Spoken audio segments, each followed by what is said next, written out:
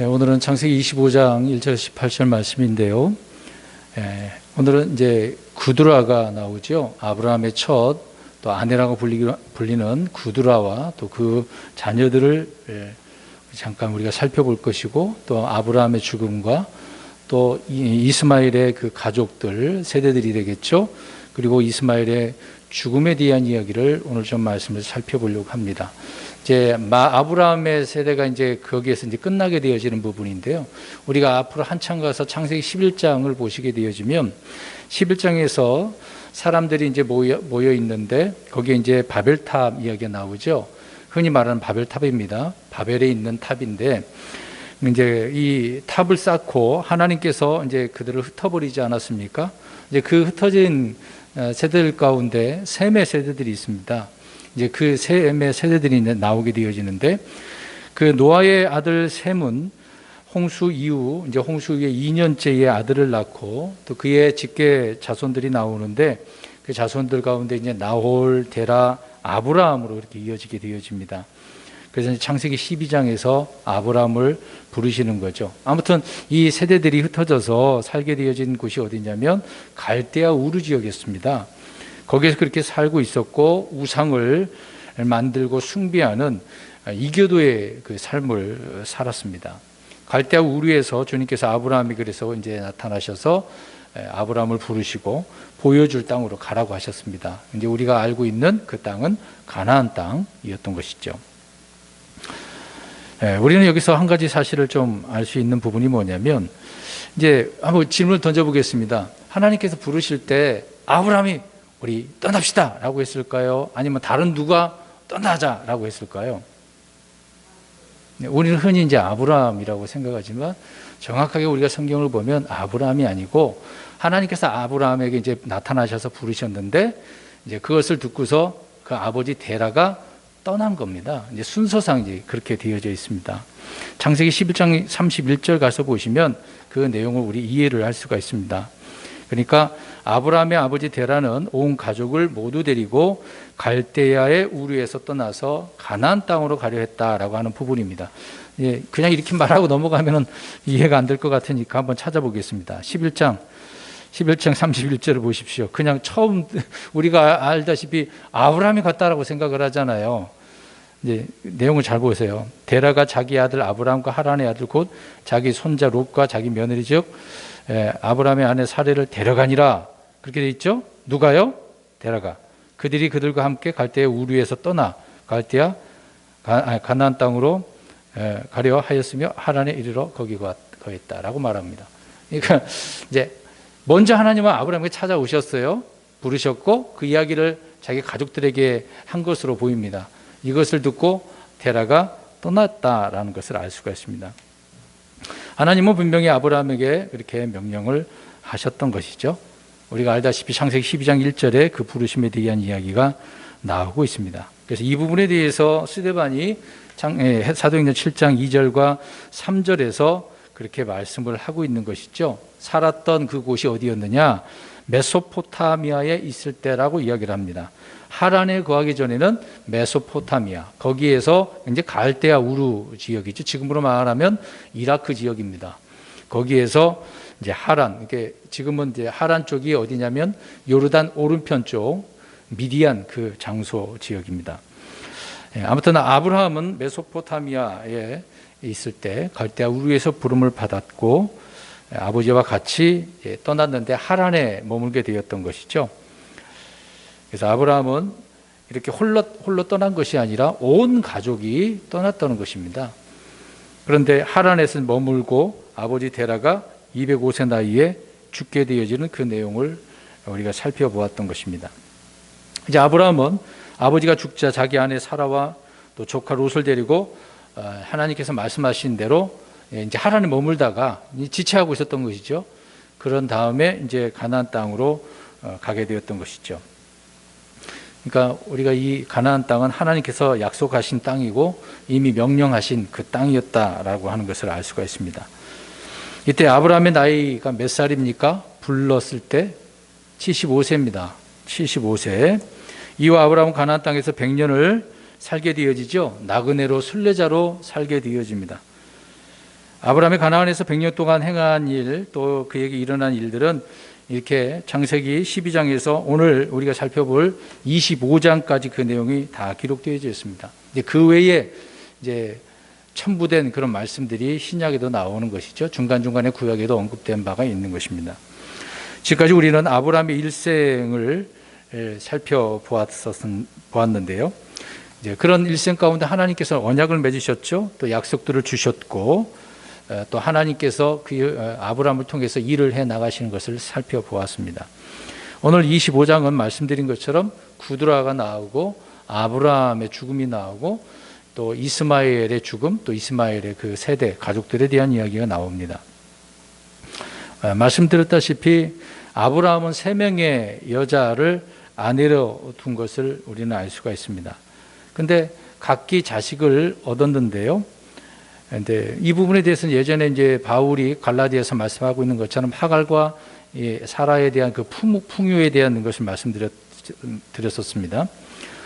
이 두 언약이라고 했죠. 이집트 여인과 종이었던 하갈, 이 옛 언약의 율법이라고 하고 있고, 사라는 새 언약이라고 하고 있죠. 이 부분은 말씀드렸으니까 그냥 넘어가도 될 것 같네요. 예표적으로 또 이삭과 리브가는 그리스도와 교회에 대한 관계라는 것입니다. 그럼 오늘 본문에 나오는 구두라, 자 이제 처음에 사라가 있었고 하갈이 있었고 그 다음에 누구요? 오늘 나오는 구두라가 있었습니다. 이 구두라를 통해서 이제 자식들이 이제 태어나게 되어졌는데, 이 자식들은 이방 민족, 이제 지금 물론 아브라함의 자녀들이긴 했습니다만은 이방 민족이 되는 것입니다. 왜 그러냐면 아브라함이 오늘 뒤에 살펴보겠습니다만은 선물을 주고 다 보내버렸거든요. 흩어져 버렸습니다. 그러니까 이 구두라의 자녀들은 이방 민족들이다라고 보시면 돼요. 대부분 이스라엘 그 가나안 땅 주변이라고 보시면 되겠습니다. 이들은 앞으로 예언적인 부분인데요. 천년 왕국에서도 주님을 믿는 백성들을 예표하기도 합니다. 물론 살아서 이제 천년 왕국에 들어가는 무리들이 있겠죠. 그런데 하갈과 사라는 한 명의 자식들이 주어졌는데 태어났는데 구두라는 몇 명이나 됩니까? 오늘 숫자를 세워보진 않았습니다만은 많은 자녀들을 낳게 되어지죠. 이제 이런 부분을 한 절씩 우리가 보면서 살펴보겠습니다. 1절을 보십시오. 말씀드린 것처럼 그때 아브라함이 다시 아내를 취하였는데 그녀의 이름 구두라더라. 나중에 이제 구두라를 취하게 되어진 것을 보게 되어집니다. 이제 여기에서 이제 아내를 취했다고 이야기하죠.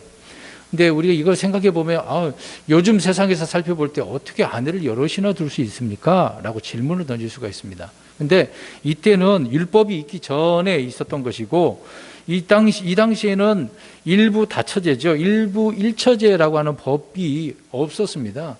하나님께서 그렇게 말씀한 부분도 없었기 때문에요. 아브라함은 율법 이전의 사람이었고 사람들은 원하는 대로 아내를 취할 수 있었습니다. 성경에 이제 이런 부분만 기록되어 있지 그 외에 많은 사람들이 있었지 않겠습니까? 충분히 이제 그런 내용들을 이해할 수 있습니다. 그런데 율법 시대에도 일부 일처제만 가져라라고 하는 규정이 없습니다. 율법인데도 불구하고 그런 면이 있습니다. 우리가 알다시피 다윗은 아내가 한 명입니까? 굉장히 많아요. 헤브론에서 또 예루살렘에서 굉장히 많아요. 일단 뭐 솔로몬도 말할 필요도 없겠죠. 아무튼 율법은 이렇게 말하고 있습니다. 이스라엘의 왕들에게만 여러 아내를 두지 말라고 명령하신 것이 전부입니다. 근데 왕들은 그러지 않았습니다. 그러니까 이런 말씀이 있는데도 불구하고 제대로 지켜지지 않았던 거죠. 그러면 이제 신약에 와서는 어떻습니까? 일부 일처제가 맞는가, 일부 다처제가 맞나요? 신약에서는 다른 아내를 두면 그 자체가 음행이라고 하고 있습니다. 간음이죠. 일부 일처제가 맞습니다. 신약에서는. 구약에는 구약의 결혼, 이혼, 재혼은 신약의 규범과 그래서 다른 거예요. 그런데 문제가 있습니다. 구약에 있는 예가 있다고 해서 신약에 그대로 적용해버리면 오늘날 이단들이 하는 이유거든요. 대부분 이단들은 아내가 여러 명 있습니다. 또 숨겨진 아내도 있습니다. 우리나라 이단을 보면 그런 내용들을 알 수가 있습니다. 바로바로 막 이렇게 여자 부인들이 막 생기더라고요. 희한한 일들이 많습니다. 아무튼 이단일수록 그렇습니다. 아무튼 우리 그리스도인들은 일부 일처제입니다. 뭐 아브라함도 이렇게 여럿이었고 뭐 야곱도 여럿이고 그랬다고 해서는 적용해서는 안 된다 그 얘기입니다. 자, 여기서 이제 첩 아내에 대한 이야기를 좀 살펴보려고 하는데요. 첩은 아내입니까? 라고 우리가 질문을 던지면 아내입니다. 첩인데도 아내라고 부르죠. 오늘 1절에 뭐라고 했습니까? 아내를 취했다라고 이야기를 하고 있습니다. 하갈도 아내죠. 종이었는데 이집트 여종이었는데도 불구하고 아내입니다. 첩이면서도 아내인 것이죠. 아브라함은 사라가 죽고 아들 이삭을 결혼시킨 후에 이렇게 다시 아내를 얻었다고 이야기를 하고 있습니다. 그러니까 아브라함의 아내이기도 하고 첩이기도 한 거죠. 구두라가요. 2절 보겠습니다. 그녀가 그에게 시므란과 욕산과 무단과 미디안과 이스박과 수아를 낳았고 아브라함은 하갈과 사라에게 각 한 명의 아들을 얻었을 뿐인데 말년에 구두라를 통해 다산했다라는 것을 알 수 있습니다. 수아를 이렇게 여러 명이 낳았죠. 그 다음 구절도 나오지만 뭐 이 이름의 뜻도 있어요. 시므란이라고 하는 것은 축복을 받았다는 뜻입니다. 근데 이 시므란 족속들은 어디에 살게 되어지냐면 홍해에서 서쪽에 사는 사브람의 거주민이라고 합니다. 지금으로 표현하면 그렇다는 얘기예요. 일일이 그걸 말씀드리지 않겠습니다. 아무튼 욕산, 무단, 미디안 이렇게 이스박과 수아까지 이런 후손들이 널리 퍼져 있다라는 것을 알 수 있습니다. 3절도 역시 욕산은 세바와 드단을 낳았는데 드단의 아들들은 아수르 족속과 르드시 족속과 루미 족속이며 우리가 여기서 흔히 알고 있는 아수르 아시죠? 아수르가 북이스라엘 왕국을 무너뜨리지 않습니까? 누구의 자손들인데요? 아브라함의 자손들이지 않습니까? 서로. 그러니까 첫 아내를 보면은 그런 자식들은 다 이스라엘과 어떤 관계입니까? 적입니다. 원수입니다. 친형제인데도 불구하고 형제 나라들이라고 표현할 수가 있겠죠. 그런데도 불구하고 이스라엘을 가장 싫어합니다. 주변 지역들이 다 이스라엘을 싫어합니다. 지금도 보십시오. 주변에 다 대부분 이슬람이잖아요. 어떻게 해서는 이스라엘을 죽이려고 합니다. 이스라엘이 없어져야 된다고 생각을 하는데 그렇지는 않죠. 아무튼 이들 족속들이 쭉 나오게 되죠. 대부분 아랍 족속들입니다. 아랍 족속들. 주변이니까요. 그 이스라엘 주변이니까. 4절 보겠습니다. 미디안의 아들들은 에바와 에벨과 한옥과 아비다와 엘다하더라. 이들은 다 구드라의 자손이더라. 미디안도 있네요. 우리가 미디안 족속이 좋은 족속은 아니거든요. 이들도 계속해서 이스라엘 백성들을 괴롭히죠. 출애굽에서 광야 이렇게 돌다가 이제 지나가려고 하는데 이들이 또 안 비켜주지 않았습니까? 아무튼 이런 족속들이 이제 구드라의 자손이다라고 이야기를 해주고 있습니다. 실제로는 아브라함의 자손인데 구드라의 자손이라고 이야기를 해버리고 있는 거죠. 5절 보겠습니다. 이제 이런 족속들이 세대들이 있었다라는 것을 말씀하고 있으니까 그것까지 우리가 자세히 뭐 영적으로 적용할 필요가 없을 것 같습니다. 아무튼 이스라엘 주변에 사는 대부분의 사람들이다라고 보시면 되겠습니다. 5절 아브라함이 이삭에게 자기의 모든 소유를 주었으나 아니 이제 중요한 부분이죠. 보세요. 이삭에게는 모든 소유를 주었는데 이 첩의 자식들에게는 어때요? 선물을 줬어요. 소유를 주지 않았습니다. 소유권은 누구에게만 주어집니까? 이삭 약속의 아들에게만 주어지는 거예요. 육신의 아들들에게는 주어지지 않은 것입니다. 근데 여기 이제 보게 되어지면 이삭은 아브라함의 독생자잖아요. 이제 독자가 아닙니다. 독자는 우리가 이제 부부가 결혼했으면 아이를 낳았을 때 하나밖에 없는 독자라고 하잖아요. 아들 하나 있을 때 독자라고 하는 겁니다. 근데 지금 이삭은 독자라고 표현하지 않죠. 독생자라고 하는 거죠. 왜 그러냐면 여러 명의 아들들이 있으니까. 지금 아브라함에게도 이삭만 있나요? 형 이스마엘도 있고 오늘 구드라의 자손도 얼마나 많습니까? 우리 하나님도 아들이 몇이 있으세요? 독생자이신 예수님 한 분이시죠. 그리고 주를 믿는 모든 사람들이 다 하나님의 아들들이죠. 이스라엘 백성들도 하나님의 아들들이라고 표현하고 있고 우리 그리스도인들은 하나님의 아들들이라고 하고 있습니다. 아담도 하나님의 아들이었다라고 누가복음에 기록을 하고 있죠. 자, 아브라함은 여러 아들이 있었지만 이삭만이 유일한 독자 독생자, 독생자라고 그렇게 부르고 있는 겁니다. 이는 하나님의 아들이라 불리는 많은 아들이 있지만 오직 예수 그리스도만이 독생자인 것 같은 그런 의미인 것이죠. 아무튼 자신의 상속자로 이삭을 삼아서 모든 소유를 주었다라고 말씀을 하고 있는 것입니다. 요한복음 13장 3절과 16장 15절에도 보면 아버지께 있는 것은 모든 것이 다 내 거다라고 예수님이 말씀을 하고 있습니다. 왜 그러냐면 아버지께서 아들 우리 독생자에게 다 주셨기 때문에, 그러니까 그 권리를 주님께서도 이렇게 표현하고 있는 거죠. 그러니까 오늘 이삭이 예수 그리스도를 표현할 때 모든 것은 다 누구 거예요? 이삭 것이고 우리 예수님 거, 이렇게 이해를 하시면 될 것 같습니다. 아무튼 아버지는 독생자인 아들에게 모든 것을 다 주었다라고 말합니다. 근데 우리가 이제 보게 되어지면 이제 구두라 이야기하고 있었던 부분이지만, 이스마엘은 어떻습니까? 상속받은 게 있나요? 역시 전혀 없습니다. 그냥 소문 받고 보내버렸어요. 쫓아냈지 않습니까? 이스마엘은 분명히 아브라함의 아들이었지만 이삭과 공동 상속자가 될 수 없기 때문에 쫓겨났다라고 하는, 그러니 그 내용을 우리가 풍요에 대한 말씀을 통해서 살펴보았었습니다. 6절 보겠습니다. 아브라함이 취한 첩들의 아들들에게는 선물을 주고 자기 생전에 그들을 내보내어 자기 아들 이삭을 떠나 동쪽으로, 곧 동쪽 지방으로 가게 하였더라. 동쪽으로 보냈네요. 여기서 구두라를 1절에서는 아내라고 불렀는데 6절에 와서는 뭐라고 또 불러요?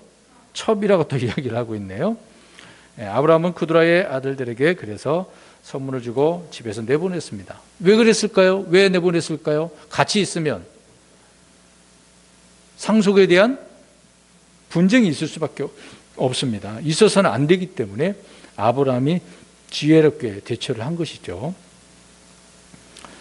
지금 이제 동쪽 지방을 이야기한다면 요르단이나 사우디아라비아 쪽으로 이렇게 보시면 될 것 같습니다.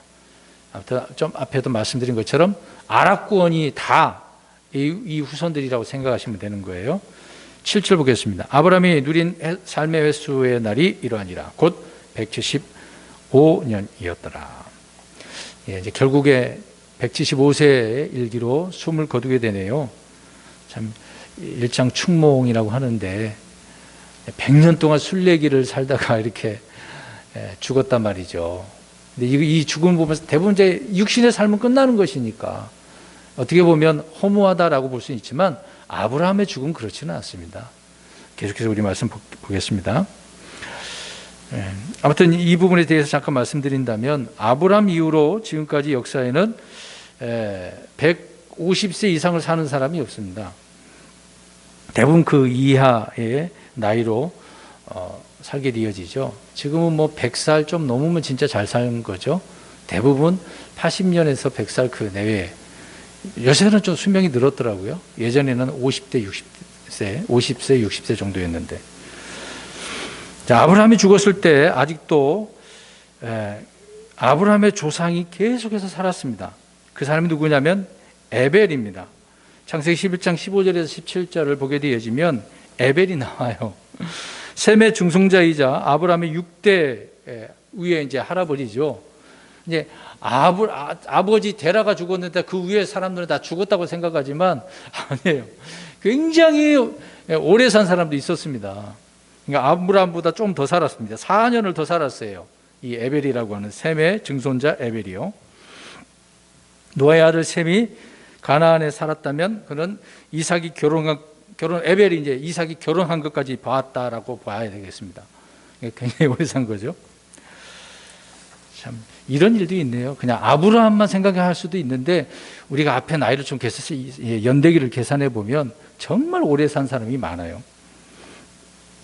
아브라함은 늙어서 손자들의 여러 가지 상황들을 이제 보면서 장막 생활하며 살았던 것으로 우리가 볼 수가 있습니다. 그래서 히브리서 11장 9절에 이렇게 끝부분에 이렇게 나와 있습니다. 약속의 땅에 머물렀고 자기와 함께 동일한 약속의 상속자가 된 이삭과 야곱과 함께 장막들에 거하였으니. 그러니까 이삭만 낳고 끝난 게 아니라 그 다음에 또 누구를 본 거예요? 아브라함이?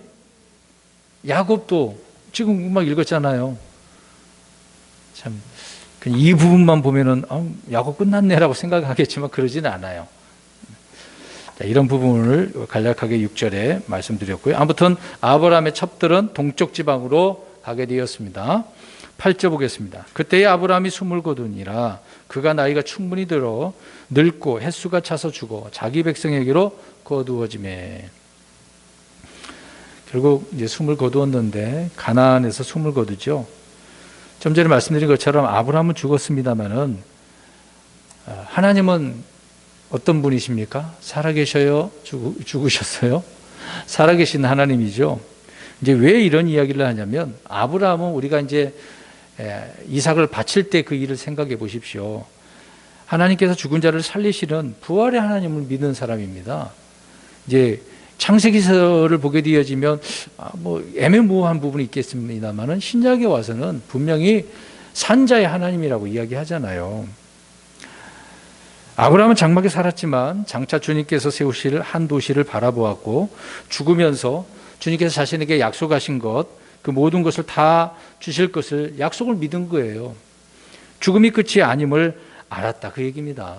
그러니까 부활을 믿었고 영원한 생명을 믿었습니다.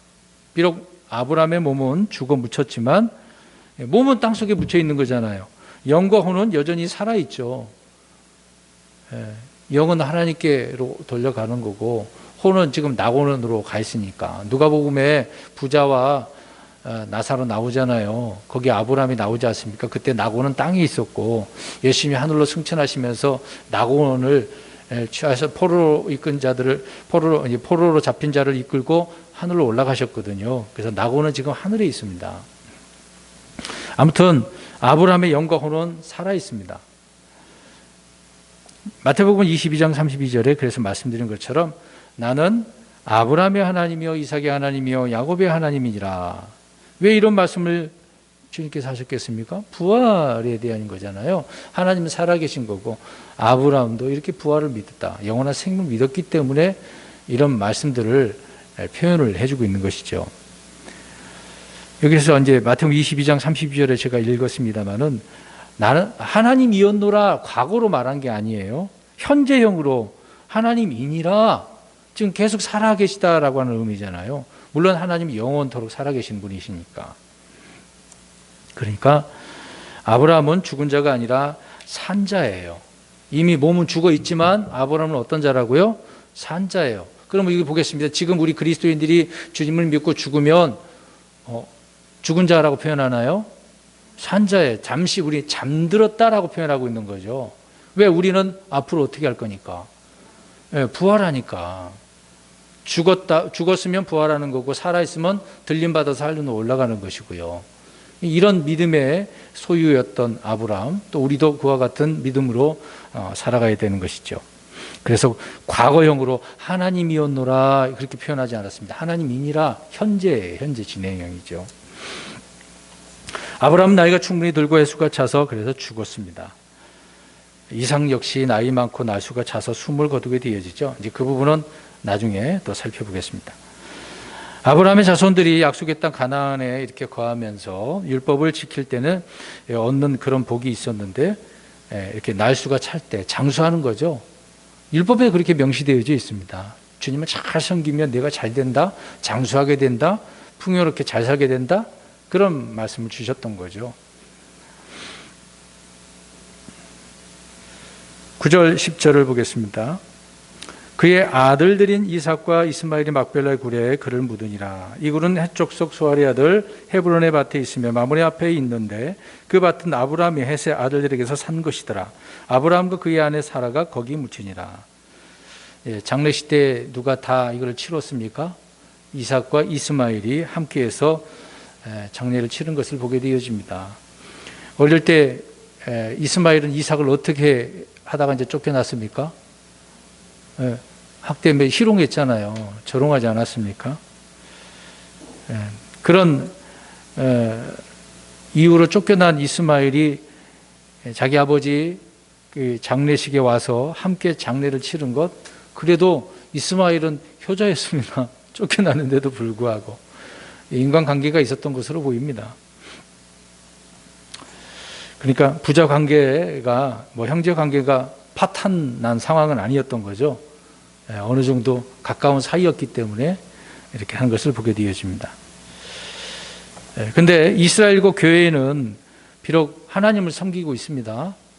근데 그런 점에서는 뭐 이해를 할 수는 있겠습니다만은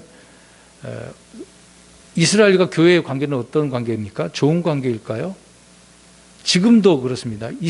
유대 민족 사람들은요, 크리스찬 안 좋아합니다. 왜 그러냐면 예수 그리스도를 이단이라고 생각하기 때문에 그래요. 지금도 그들은 변함없습니다. 하나님의 아들이라고 인정을 안 해요.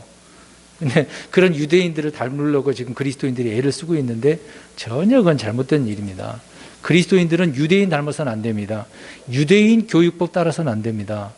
쉐마 교육을 하는데요, 그거 따라가다는 큰일 납니다. 왜 그러냐면 그들은 그렇게 하는 이유는 율법을 지켜야 되는 의무가 있기 때문에 대부분 율법과 관련된 것들을 교리로 만들어서 하기 때문에요, 따라서는 안 되는 일입니다. 그 다음에 11절을 보겠습니다. 아브라함이 죽은 뒤에 하나님께서 그의 아들 이삭에게 복을 주시매 이삭이 라헬의 우물 곁에 거하였더라. 자, 이제 이 역사의 중심이 넘어가게 되어진 것을 보게 되어집니다. 아브라함에서 누구로 옮겨집니까? 이제 이삭. 이제 죽었으니까 하나님께서 이삭에게 복을 주시네요. 아브라함에게 주셨던 것처럼 이삭에게 주신 것을 보게 되어집니다. 이삭은 라헬의 우물 곁에 거하면서 양떼를 치고 있었던 거죠. 그 당시에 막 강력한 자이고 부자였던 이삭을 보게 되었습니다. 너무나 잘 됐었고, 우리의 내용을 또 나중에 살펴보겠습니다만은 아버지가 파한 그 우물에 있었는데 계속해서 블레셋 사람들이 이제 쫓아냈잖아요. 다툰 면이 있지 않습니까? 아비멜렉 그 사람하고들하고. 근데 다른 데 가서도 우물 파가지고 더 잘 된 거죠. 그러니까 하나님께서 복을 주시니까 그런 핍박을 받아도 어디 가든지 하나님의 사람은, 이렇게 하나님께서 복 주신 자는 평안할 수밖에 없습니다. 핍박을 받아도요. 잘 될 수밖에 없는 거죠. 그런데 주님께서 이삭에게 복을 주셨던 것은 아브라함에게 주신 약속에 따른 것이기 때문에 그렇습니다. 그런데 보십시오. 이삭이 한 게 뭐가 있나요? 우리 내용 쭉 보게 되어지면 이삭에 대한 내용은 그렇게 길지는 않습니다만은 이삭이 뭐 특별하게 한 것은 없어요. 뭐 하나님께 명령 주셔가지고 어디 가서 뭐 하라고 그런 것은 없습니다. 그러니까 아브라함에게 주신 그 약속을 그의 아들 이삭이 다 이렇게 받아 먹은 거죠. 어떻게 말하면 좀 흔히 요즘 표현으로 이렇게 표현한다면 뭐 금수저, 뭐 다이아몬드수저, 뭐 그런 표현이라 할 수 있겠죠. 아무튼 하나님께서 복을 주셨기 때문에 그렇게 된 것이다라는 것을 알 수가 있습니다. 자, 복을 주신 근거는 행위가 아니라 약속에 따른 것이기 때문에 그렇다는 거죠. 그 다음에 12절 보시겠습니다.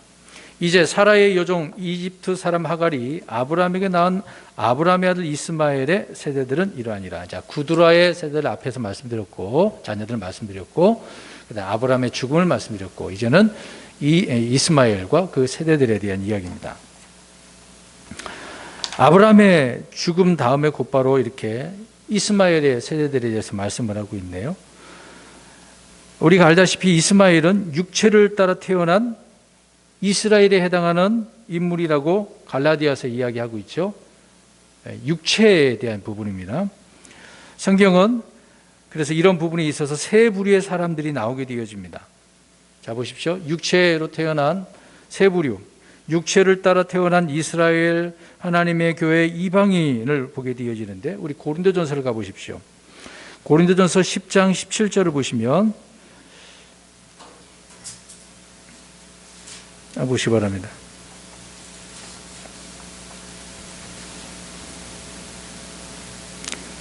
거기 보니까 하나님의 교회가 무엇을 먹습니까? 뭘 합니까? 주의 만찬이 나오죠. 10장 18절을 보게 되어지면 육체의 이스라엘이 먹는 희생물, 제단의 희생물이 나옵니다. 또 10장 19절을 보면 이방인들이 먹는 우상의 희생물이 나오는 거죠. 이렇게 성경의 인물들이 세 부류로 나눠지게 되어지는 것을 알 수가 있습니다. 그래서 이렇게 쭉 설명이 될 수밖에 없겠죠. 그다음에 오늘 본문으로 가서 25장 창세기 25장 13절에서 15절을 보십시오. 13절에서 15절.